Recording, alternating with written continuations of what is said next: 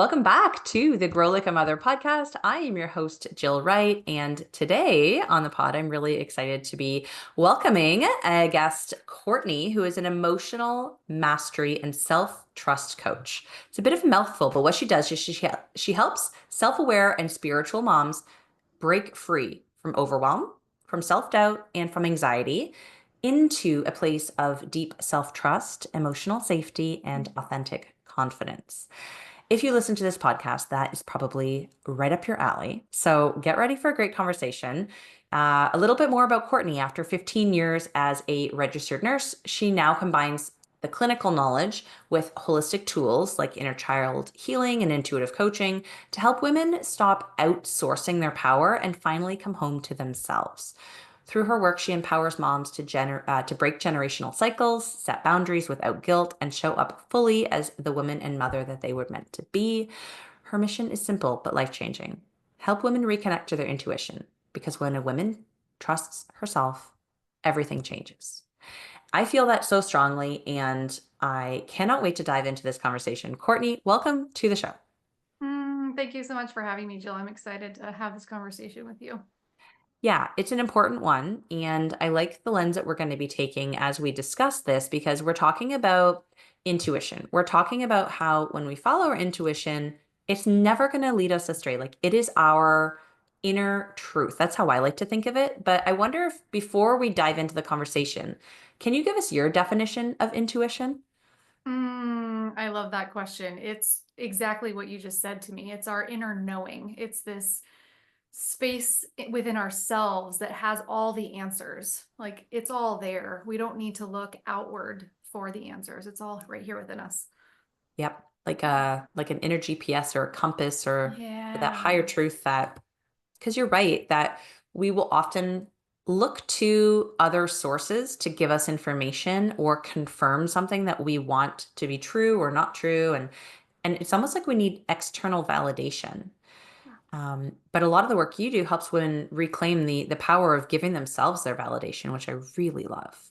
Yeah, absolutely. And there's a time and a place to gather information, right? Like we don't have all the knowledge when we're born. We don't have all this knowledge, but we have what's right for us, right? So when we are outreaching and trying to find all this information, we can decide what resonates and what doesn't. And as a mom, I think that's our superpower in being able to pick and choose. Like that is for me, that's not for me. This is going to work for my family, this is not. And instead of having this blanket rule book to follow, right? Like we all wish we had this rule book for each of our kids, but it's really like just following what's here.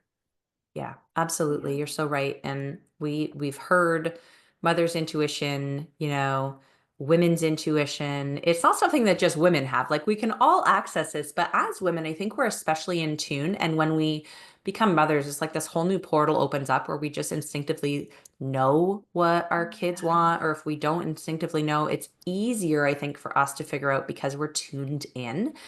However, what happened, at least with me, when my kids were small, and I want you to speak to this a bit, is that I had so much like static that was busy and it Mm. was loud and I couldn't hear my intuition. And it took me a while to tune back in. Is that common? That is so common. I think every mom deals with this. We go from being ourselves alone with our spouse or whatever, and then we have this other human being to take care of. And in my story, I wasn't tapped into me at all, even before kids, right? Like I knew I wanted to be a mom, but I was not tapped into that intuition before having them. And actually, you said it perfectly of becoming a mom like breaks this open for us and it reveals all these things of like, oh my gosh, I do have this inner knowing. Like I do know what's happening. For me, when it was I can tell you so many stories of moments in my early motherhood of like, holy shit, what am I doing? And why am I doing this? And to recognize that that was just my past conditioning. It's how my mom did things, it's how my parents did things, right? And then recognizing this is not for me, this is not for me, and I need to figure out a way to forge a way to figure out what is for me, right? And sometimes I can feel really lonely as a mom because you're trying to put yourself out there and use your voice with your spouse, with your friends, and sometimes they look at you like, what are you talking about? Like that's not how we do things. And you're like, but I know this is not how it's meant to be for me. So building that strength and building that inner confidence to be able to speak up for what you know is true for you and your family is life-giving, life-giving. Mhm. And it's not something that necessarily is always easy to access, but it is accessible for all of us. I always found like for me, when I could get quiet and really clear my head, like when I was in the shower or when I was trying to fall asleep in those moments where your brainwaves are a little bit like quieter, that's when I would get these like, I mean, the language that a lot of us hear is like intuitive hit or download or whatever. But the idea is like you just sort of know something. You're like, oh, I'm very clear cognizant just in general. So for me, it's a sense that I've honed in on.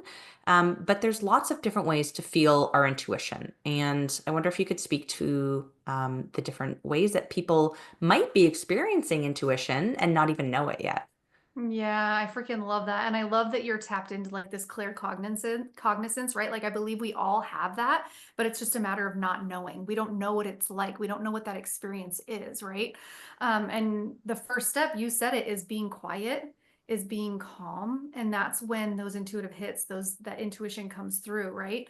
And it's so different for everybody on what that experience is, which I'm sure you can speak to too, right? Of some people get this thought that comes into their mind and it's like, oh, that's my intuition. But sometimes it's hard to differentiate. Is that my intuition or is that something else, right? So I talk a lot about that of differentiating between, is it fear? Is it my past conditioning? Or is it my actual intuition? And how do we tell the difference between that? And in my experience, our intuition is always calm, right? It's always calm and quiet, which is why it's hard to listen to sometimes because we have so much chaos and, like you said, static and noise going on. And the conditioning, the past fear is often rushed, and there's a pressure behind it. There's this like drive to need to do something now, right? That's my Mhm. biggest like, that's like, yes, that's the hunk of it, right? Yeah, how it Did that feels answer your question? different. It does. Yeah, And we and talk a actually lot about that in my work, is like, how does it feel in your body? Like when you can get quiet and sit still, what are you feeling here? And oftentimes it's rushed, it's anxiousness, it's overwhelm, it's these different things, right? It's like, okay, where is that coming from? Let's address that. Let's look at it. Let's really look at it and sit with it so that we can have our nervous system get calm, so that we can listen to our intuition. that's why it's so interesting to me that it's like work of personal development and like conscious parenting and all of this stuff. It weaves into this spiritual element and tuning into intuition so much because you have to calm the nervous system. You have to like do the work, get your shit together in order to really be able to use these beautiful tools that are instinctively available to us. And I'm wondering if there's anything top of mind that you can recommend for people if they're feeling like maybe they've lost their connection to their intuition after so many years of Mhm. this conditioning? Like, did we block it? How Yeah. do we access it again? Yeah. So it can be really hard to do it alone, number one. I think it helps to be able to talk to somebody about it. But also, being in nature is like my favorite. And I think it works for so many people because when you're in nature, you're able to look at the colors and feel the breeze and hear the birds, use all five of your physical senses to tap into the current moment now, which slows our nervous system down. That's the key, right? If our nervous system is revved up, we're not going to be able to tap into it. We have to learn how to calm our bodies and our minds in order to be able to get those intuitive hits.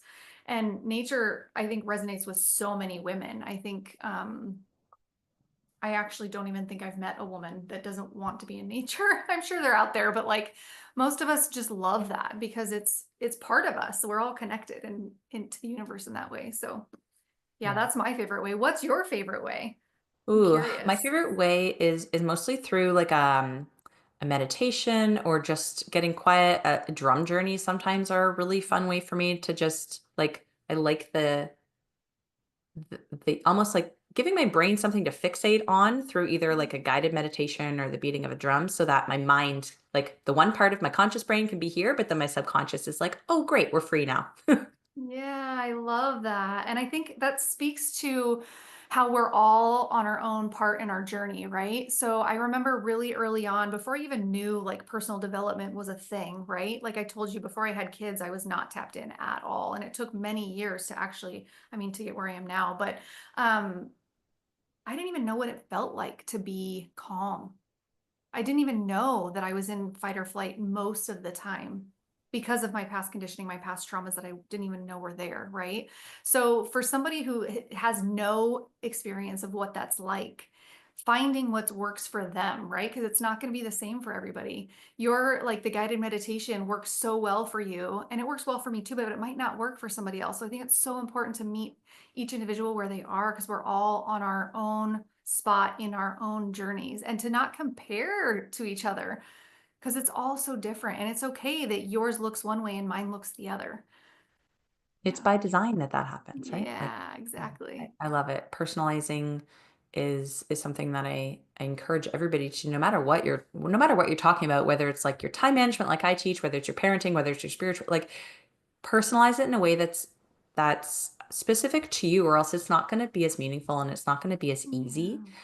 Yeah. Um, one of the things that I always like to sort of talk about and discover and offer to people when we're talking about intuition and things like that is the different ways that we can recognize when our intuition or our bodies is trying to talk to us. And it's going to be different for everyone, but can you give us some examples of what that might look like? Ooh, this is so good. So again, it goes to the how it feels in your body, right? So I have a trigger reflection journal that I came up with because if, like I said before, if our nervous system is heightened, we're not going to be able to listen to that intuition. So the trigger, like recognizing triggers. So if you're quick to react to something, sitting with it, slowing down enough to figure out like where is this coming from? What is it trying to teach me? Can help you differentiate and discern between like a heightened nervous system or like that calm, intuitive knowing, right? And it just takes practice. Like there's no right or wrong way to do this. And I think this is something that's really important to bring up too, is that yes, while a lot of us are not tapped into our intuition and sometimes it's hard to listen to, there's no wrong in like making a decision out of fear, right? It's still guiding you in ways that you might not understand. Nothing that you're doing is wrong. Like you inherently as a human being, whether you're reacting to your intuition or you're reacting to a trigger, you're moving forward, right? There's something to learn there, and it's just about like paying attention to all of that, being aware so that you can move forward more aligned with yourself, if that makes sense. Yeah, it does. And like trusting that if you get it wrong, you can change your mind and you can figure it Yes. out, you know? Yes. Yes. Because I think, especially in the self-development world, like it can feel very shame and like, oh, you should be doing it this way or you should be doing that way. And shame on you for not listening to this. And it's like, whoa, like let's back up a minute. And we're all humans. We're not perfect. We're all doing the best we can, especially as moms. Like, if you're listening to this podcast, like you care how you are as a mom, right? Like you're trying to show up and do your best that you possibly can every single day, and you're going to make mistakes, and that's okay too. And giving yourself that love and compassion helps you tap into your intuition too, right? Like if you're coming from a place of self-criticism and doubt and all of these things, that's not going to allow you to really tap into you. Yeah, so true.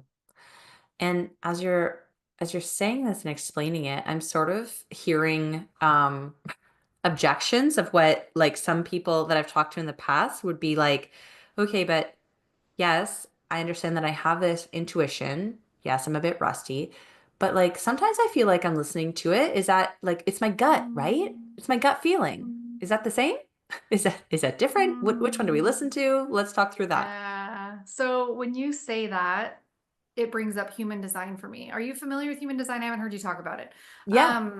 I'm obsessed with human design, and we all have our own way of making decisions, right? And filtering through the information and all of that stuff. And again, it's going to feel different for everybody. So for me, I'm a manifesting generator. I have that sacral, like, yes, or like, I'm not doing this, right? So if you have as a manifesting generator, and I like to incorporate human design a little bit into my stuff too, because I think it gives you permission, right? It gives you permission to like step into your truth and like differentiate between that and your conditioning. But anyway, it goes back again to the calm. Are you calm when you're making this decision, or do you feel frantic? Do you feel anxious? Do you feel overwhelmed? Do you feel rushed? Do you feel pressured? That's not intuition speaking. And again, there's nothing wrong with like not knowing the difference, right? There's nothing wrong with that. I can think of many decisions that I've made that haven't come from my intuition. And I look back and I'm like, wow, I wonder how life would be different. But it's part of your journey and you're learning every step of the way. Hmm. Yeah, I love that you bring human design into the conversation. I'm a manifester, and so I've got actually I don't know if the like inner authority is specifically related to your energy type or if you can have different ones, but in any case, I'm an emotional inner Manifestor. authority. Yeah. So I'm like I Yeah. really What's your actually have a human design book right here. oh, I kind of nice want to look it up, like, because it's not just your authority, it's also your, and I'm totally brain farting here. What's the other one? It's type, authority, and strategy. strategy. Yeah. Your strategy is definitely aligned with your type. Those two Okay. match up. And then your authority does or does not. I'm an emotional too. Are you? Okay, cool. Yeah, yeah. So learning to ride that wave of emotion before actually like making a decision, right? Taking the Yeah. time. Yeah. Yeah. Which is so interesting to know about ourselves if it's something that like we need to sit back with it and really wait till we're feeling more neutral, like you and I, or if it's something that's like if it lights you up, you're like, okay, go, I'm into it or Exactly. whatever. But the more that you practice and the more that you dive into your own self and the more that you understand your own self through just doing it, just starting and doing it and learning about some of these other tools, yes, but paying attention, that's when you really can create your own inner like I want to say Rolodex, but that's not the right word, like your own Yeah, your understanding and own. framework, you know? Yeah, yeah, exactly. Yeah. Yeah. Wow. I freaking love that. And Hmm. it's like I've said many times, it's such a process. And it's just like you hear all the time. Don't compare your first chapter to your friend's 40th chapter, right? And it's just the same in this too, because it's just a journey and figuring it out as you go and learning as you go. And is fascinating to me. And to watch women do it is just like, yes, Right? yes. Do you ever use like tools like pendulums or tarot cards or anything of that nature to support your intuition, or are No. you just like fully in it with you? Yeah, I'll do silly things like if I'm going to I have a book where I read some mindfulness activities for people and I'll just like randomly open it to a page. I won't like look at the words or whatever. And so like that kind of stuff I'll do or yeah, I don't use tarot cards or anything. I just I've been toying with getting like Reiki certified maybe in the future and things like that. I It's more of for me, my experience has been just like it's here. You know what I mean? Like I just feel it drop in. I just know it's there. And again, like that has not come quickly or easily. It's been quite the process. And obviously, because we're human, we get out of that too and get into the fear and get into the conditioning. In fact, I was just in on vacation last week and I noticed some of my old conditioning showing up and I told my husband, I was like, wow, this is like strong. Like what's going on here? And being able to address it without the shame, without the what's the other word I'm looking for? Just that criticism that I would in the past have of myself of like, oh, I've done all this work. Why am I here again? It's just being able to look at it from a lens of compassion and like, oh, this is really interesting that this is showing up. What's going on? Yeah. Yeah. And I love that you had mentioned the trigger journal earlier because and guys, if you're interested, that's in the show notes. We'll drop it for you so you can access it. But for me, when I started to realize that and pay attention to what was triggering me, specifically with my kids, like when people aren't listening to me and I have to say something a bunch of times, Mm. I lose it. And I'm like quick Yeah. I'm a manifester and I like anger is my go-to. Like, okay, this is not Mm. aligned. This is not good. I am angry. And so looking at that and understanding that, I was able to adjust how, well, my expectations, but also like how I showed up and how I could set up a situation so that I was more likely to set the family unit up for success. And it all came down to just journaling on it and thinking about it and Yeah. taking the time to really dive in. and listen. Exactly, exactly. And I think that something that I hear from moms a lot is like, I don't have time for this, right? And really, like, what don't like, if you think about the time it takes to journal for 5 minutes on something that really got you worked up, what do you have to lose in that situation? Really? Mhm. And think of Mhm. all the things you have to gain. Yeah, I made that journal because that's exactly where my process started, right? Is getting triggered and recognizing, well, shit, I don't want to do it this way. And what's here for me? What is here for me? How can I move forward from that? I love it. And I think Mm, you're right. There is that big challenge of moms being busy and not having enough time. Like I've built my business around helping moms find the time or using the time more wisely. Like one thing that I really like to do, I don't find for me writing, which is funny because I'm an author, but writing, journaling isn't as effective for me as what I call verbaling. And so I just like talk it out. So when I'm in the car or on a walk, I make sure I just have some time by myself. I'm like I go for my walk and I get to do this, just getting it out, using my voice, doing the journal thing, like doing the yes. processing. Yeah. But I'm not taking the time to sit down and do it in a season maybe where life is really busy. Other seasons we're going to have more flexibility and time, but if this is something that feels like a roadblock for you, there are ways around, you know? There are ways Absolutely. And around. I love that you bring that up because it speaks to that same thing we talked about earlier with everybody being different and different things working for other people. And there are so many moms who just by verbalizing, I'm a verbal processor too. So I will either record myself talking like and text it to myself or Yeah. I'll text, verbally process with a friend. But yeah, that verbal is so good. And it helps our voice too. Like a lot of us moms have lost our voice along the way for some reason or another. And it helps train that muscle again and open up that throat chakra. So I good. love I it. love that you brought that up. Yeah. I know I have more work to do on that too, as we say, throat chakra, because like I was saying, I've been sick for 3 weeks. It is always in my throat. Every time I get sick, I know there's something there to dive into. So maybe I'll do some Reiki. I just got goosebumps. Yeah, I know. Yeah. And it's that awareness of like paying attention that lets me know, like, yes, this is a thing you need to figure out. And I will get to it eventually. There's probably a part of And me that also. connection between the emotional side and the physical side, right? Like being able to see that for yourself is gold. Like it is freaking gold.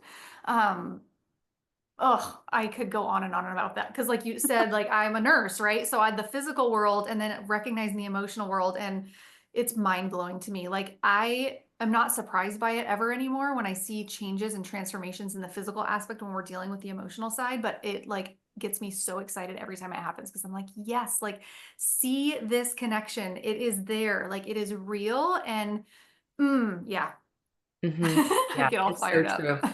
So true. And that's why just like that's another reason why journaling works really well because it's the connection between the mind and the body, like the physically writing as opposed to like typing or talking. Like the talking, I guess, gets it verbally too, but it's a physical action that is connected with the mental and the emotional that is where the magic is. Exactly. Yeah. Something else that came up for me with you and your throat. Do you ever use crystals? Sometimes I'm not really Yeah. like I like the Yeah. idea of them, but I'm not really familiar with which ones are good for what. Yeah. So there's one that I use all the time, and of course I'm gonna totally forget what it's called now. Send it to me. I will. Yeah. I wear it all the time. Anyway, it's really good for opening the throat. There's lots of different ones. You could Google like throat chakra, Yeah. opening of throat chakra crystals. There's lots of different ones, but this one's my favorite so far. Oh, Um, yeah. yeah, I will do that. I will do that. Okay. Well, I mean, Courtney, I feel like we could go on forever. we could.